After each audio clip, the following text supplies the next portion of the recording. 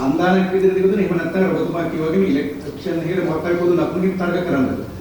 මේ ගැන තාමත් ප්‍රතිපත්තිමය වෙත තීරණයක් ඇවිල්ලා නැහැ.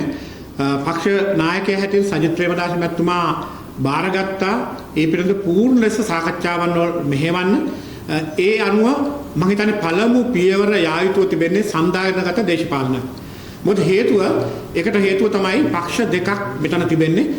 පක්ෂ දෙකක අනන්‍යතාවයේ එකක් බවට පරිවර්තනය කරන්න ටිකක් අමාරුයි. ඒක ක්‍රමානුකූලව ආයුතුයි එකට වැඩ කරලා ඒ වගේම අවබෝධයක් ලබාගෙන ක්‍රමානුකූලව පරිවර්තනයකට අනාගතේ එන්න පුළුවන් වෙයි.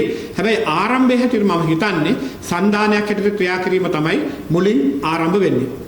ජනතාව දැන් සුභවාදීව කියනවා බලාපොරොත්තු වෙන දෙබොදුන එකතු වීම තමයි ඒ අදහස් කරන්නේ. අර සමහර අපි දන්න අලියායකද නැත්නම් මේ දුරකථනත් එක්ක එකතු වෙනවාද කියන්නේ. ජනතාවගේ පසුම ඒකනේ. ඔබ හරි. මහජනතාව පැත්තෙන් කල්පනා කරන්නේ විශේෂයෙන්ම එක්සත් ජාතික පාක්ෂිකයන් සහ සමගි ජන බලවේග පාක්ෂිකයන් බිම් මට්ටමින් කල්පනා කරන්නේ මේ පක්ෂ දෙකක් එකක් වෙනවද කියලා. ඔවුන්ගේ ප්‍රාර්ථනාව වේ විය හැකියි. ඒකට අපි අනාගතයේ තමයි යන්න තියෙන්නේ. මොකද අපිට තියෙන අභියෝගය කොහොමද අපි මේක එකක් කරන්නේ? එතකොට ඒක ගැන තීරණය ගන්න පෙර අපි එකට වැඩ කරන්න ඕනේ. හැබැයි වාසනාවට වගේ මම කියන්න ඕනේ අපි පළාත් පාලන මැතිවරණයෙන් පස්සේ පළාත් පාලන ආයතනවල බලය පිහිටවීම සම්බන්ධයෙන් එකතු වෙලා යම් ආකාරයක තීරණාත්මක අවස්ථාවකට ආවා.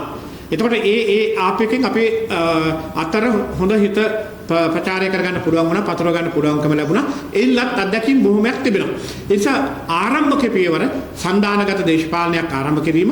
එතකොට අපි දැනටමත් සමගි ජන බලවේගයේ සන්දානගත දේශපාලන ව්‍යාපාරයක් අපිත් එක්ක පක්ෂ ගණනාවක් වැඩ කරනවා. එක්සත් ජාතික පක්ෂයත් එතෙන් එකතු වෙන්න පුළුවන්. ඒක තමයි ආරම්භය. නමුත් අනාගතයේදී මේවා ගැන පක්ෂ ናයකයෝ දෙපළ සාකච්ඡා කරලා තීරණයකට එළඹෙවි. ඉතින් ඒක හොඳ තත්ත්වයක්. ඉතින් විශේෂයෙන් කියන්න ඕන මහජනතාව අපේක්ෂා කරන ඒ තැනට එන්න මම හිතන පක්ෂ නායකයන් දෙපළටම යම් කාල සීමාවක් දෙන්න වෙයි.